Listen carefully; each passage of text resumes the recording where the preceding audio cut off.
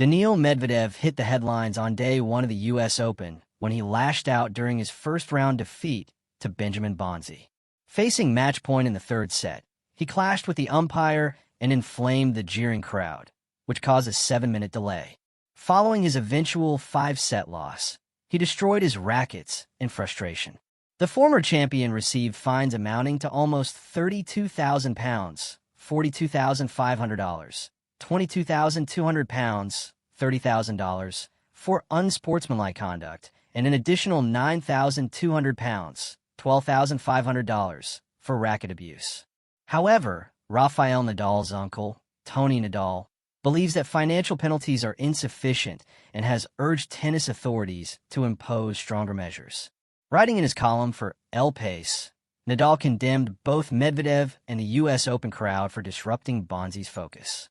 The Frenchman missed his first serve on match point in the opening set and was preparing for his second attempt when a photographer suddenly stepped onto the court. The umpire allowed Bonzi a first serve again because of the interruption, prompting Medvedev to erupt. He confronted the official and further incited the spectators, who continued to jeer and boo despite the umpire's request for silence. Bonzi was forced to wait several minutes before resuming play. He lost the point, then the third and fourth sets, before eventually prevailing 6-3, 7-5, 6-7, 0-6, 6-4. When Medvedev finally bowed out after 3 hours and 45 minutes, he sat down and repeatedly smashed his racket against the bench. The Mallorcan coach has now criticized Medvedev's behavior. In another unfortunate spectacle, Medvedev attacked his racket until it was left in pieces, Nadal wrote. I am surprised that a player of Medvedev's stature is incapable of calming his nerves, and that he is willing to present such an image of himself.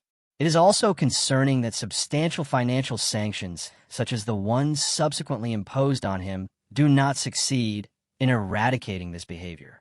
Nadal has now called upon tennis leaders to introduce new forms of punishment for players who destroy their equipment, noting that such behavior is not as common in other sports.